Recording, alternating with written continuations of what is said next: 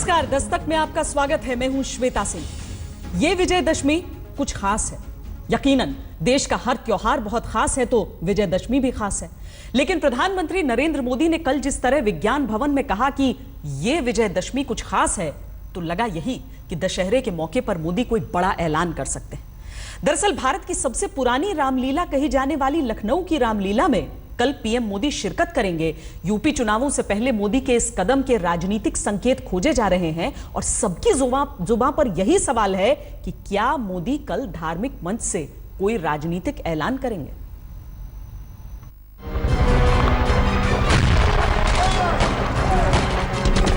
तो बीजेपी के लिए इस वक्त सबसे बड़ी उपलब्धि है सर्जिकल अटैक, और सर्जिकल अटैक का श्रेय पार्टी चाहे अनचाहे लेने से नहीं चूक रही। और इसी की बानगी है लखनऊ के ऐशबाग में लगे ये पोस्टर।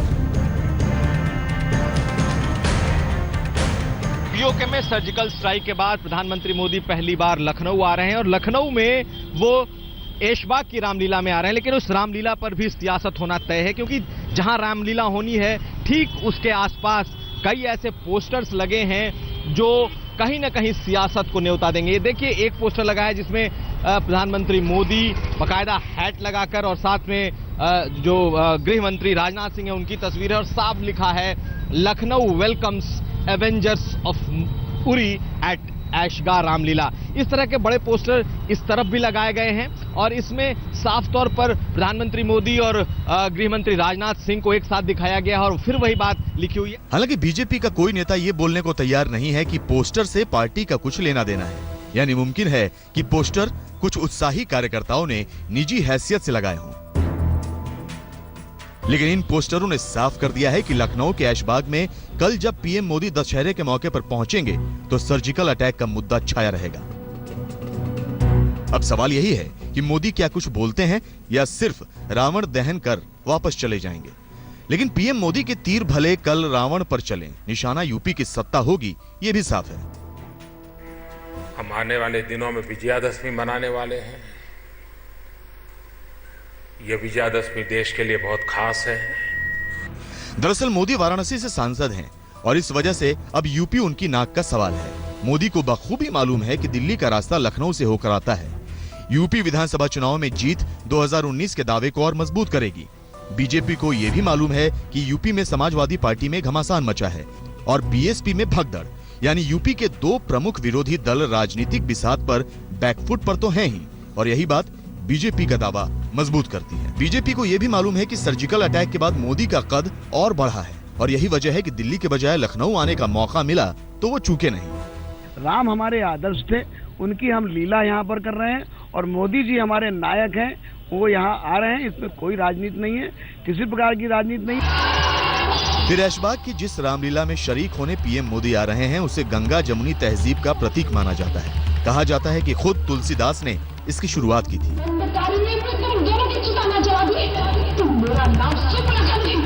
अवध के नवाब असफउद्दौला ने ऐशबाग इलाके में रामलीला के लिए 6.5 एकड़ जमीन दी थी और खुद भी इस रामलीला में बतौर पात्र शिरकत किया।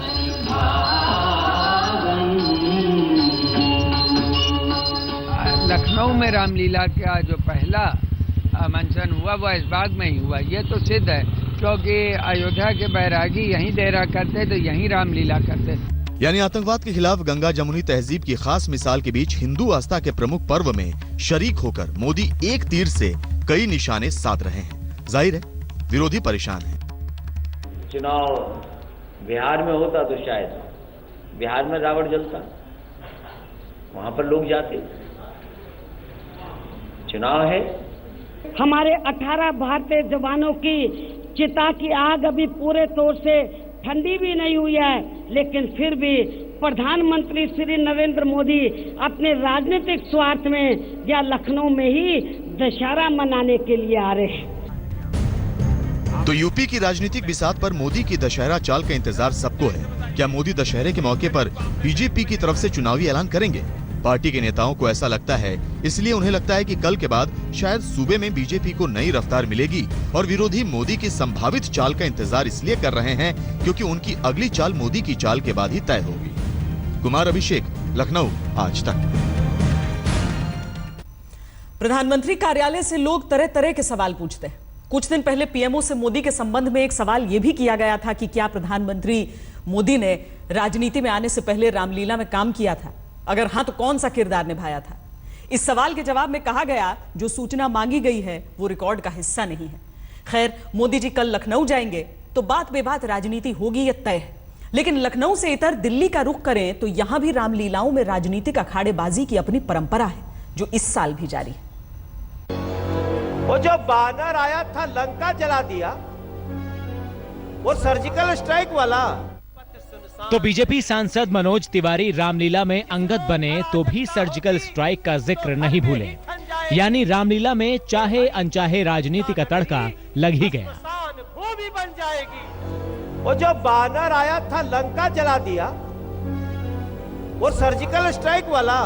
अरे सरकार, लेकिन मुद्दा मनोज तिवारी का डायलॉग नहीं, दिल्ली की रामलीला की राजनीति है। ध्यान दीजिए तो दिल्ली में 3 कमेटियों की रामलीलाएं मशहूर हैं, और इन 3 कमेटियों की रामलीलाओं में राजनीति का तड़का हर साल लगता रहा है। किसी रामलीला कमेटी के प्रबंधक सिर्फ बीजेपी के नेताओं को चाहते हैं तो किसी के प्रबंधक सिर्फ कांग्रेस के नेताओं को।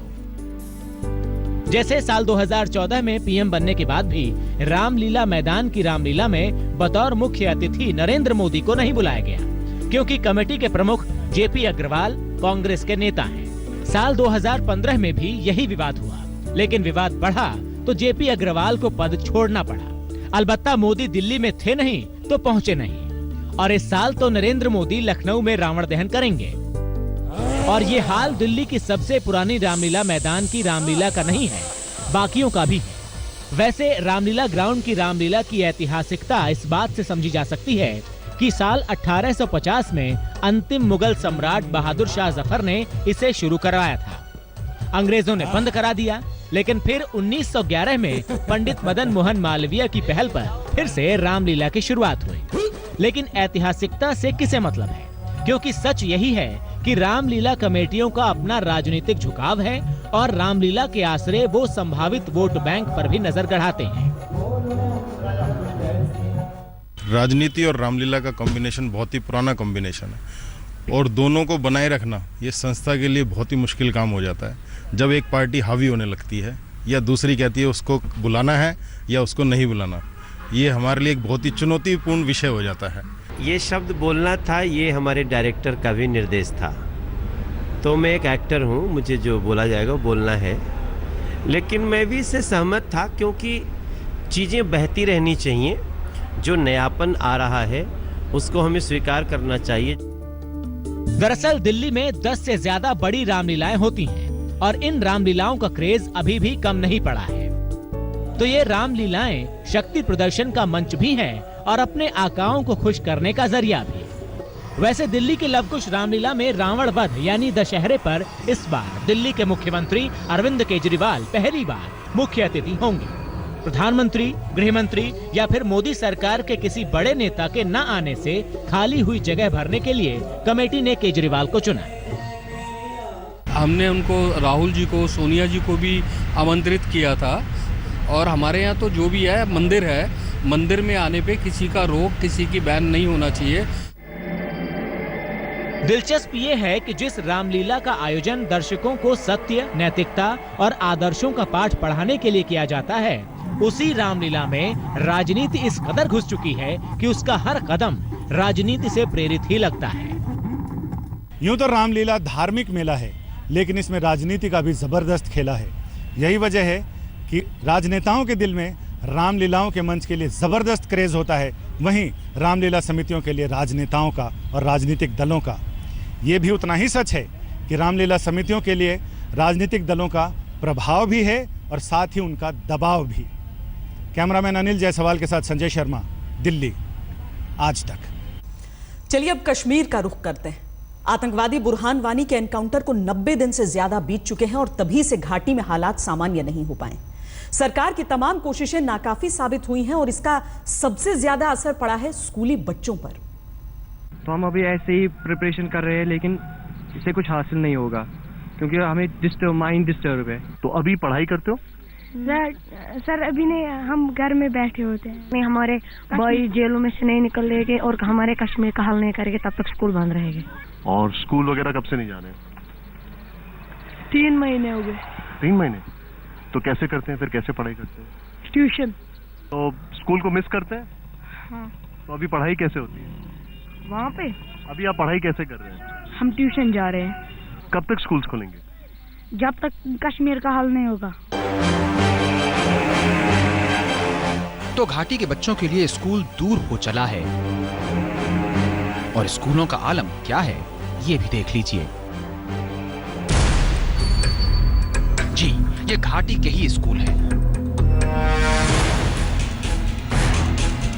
कोठी बाग के सरकारी स्कूल में बच्चे नहीं, सीआरपीएफ का डेरा है। और सोनवार के सरकारी स्कूल के मुख्य दरवाजे पर ही बुरहान का नाम चस्पा है। यानी कहीं सीआरपीएफ ने स्कूलों को ही अड्डा बना लिया, तो कहीं बुरहान के नाम का आतंक ही पढ़ाई पर भारी पड़ रहा है। माँ बाप ट्यूशन के आसरे बच्चों की पढ़ाई पूरी कराने में जुटे हैं, क्योंकि राज्य का स्कूल बोर्ड नवंबर में ही इम्तिहान कराने पर आमादा है। टाइम हो गया मुझे 4 महीने में उसकी ट्यूशंस भी भेज रही हूँ, लेकिन सीरियसली हर वक्त मैं विंडो के पास होती हूँ कि मेरा बच्चा सेफ घर आएगा कि नहीं आएगा। यहाँ तो समझो हालत ही खराब है। जब मंत्री वहाँ का कोई काम नहीं करेंगे, मतलब हालत ही बिल्कुल खराब था हालत यहाँ 4 महीने से तकरीबन। शेड्यूल होता है कैलेंडर, वो रेस्ट ऑफ इंडिया से ज़रा डिफरेंट होता है। जैसे आप सीबीएसई को देख लें, मार्च में एग्जाम्स होते हैं और मई के आसपास नया सेशन शुरू होता है। तो हमारे यहाँ ये अराउंड अक्टूबर एग्जाम्स होते हैं। यूं घाटी के लाखों बच्चों की पढ़ाई बीते 3 महीनों से चौपट है, लेकिन सबसे ज्यादा नुकसान श्रीनगर के बच्चों को हुआ है। श्रीनगर में कुल 518 सरकारी और 479 निजी स्कूल हैं, और सब बीते 3 महीने से बंद पड़े हैं। स्कूल में पड़े तालों से जम्मू कश्मीर के एजुकेशन डायरेक्टर भी इस कदर झुंझलाए हुए हैं कि उन्होंने अपने फेसबुक खाते पर लिख डाला, मैं बंद पड़े स्कूलों का डायरेक्टर हूँ, मुझे नौकरी चाहिए। लेकिन सवाल किसी की झुंझलाहट का नहीं, बच्चों के भविष्य का है। और सच यही है कि घाटी में बच्चों का भविष्य दांव पर है। तो सवाल 3, पहला, क्या अलगाववादियों की हड़ताल को तोड़ पाना सरकार के बस में नहीं है? दूसरा, जब स्कूलों में पढ़ाई हुई नहीं तो राज्य एजुकेशन बोर्ड इम्तिहान क्यों लेना चाहता है? और तीसरा, क्या घाटी में बंद स्कूल बच्चों के भीतर एक विद्रोही आक्रोश नहीं भर रहे? किलिंग्स हो रही है, 12 साल के 14 साल के बच्चों को पैलेट्स, मतलब आप देख रहे हैं कितनी इंजरीज हो रही है। तो हम कैसे हम अपने बच्चों को भी एग्जाम, और वो तैयार नहीं है एग्जाम देने के लिए, कैसे तैयार होंगे? पिछले 3 महीने से कंटिन्यू कर्फ्यू चल रहा है वैली में। तो घाटी के बच्चों के पास सवाल हैं, लेकिन जवाब किसी के पास नहीं।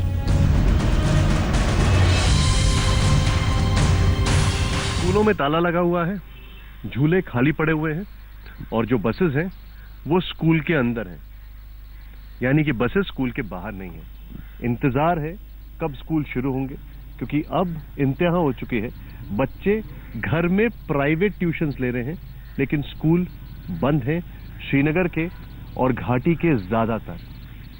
कैमरामैन ललित जोशी के साथ निशान चतुर्वेदी, श्रीनगर से आज तक। कश्मीर में हालात जल्द सामान्य होंगे इसकी आशंका कम है, क्योंकि पाकिस्तान ऐसा नहीं चाहता।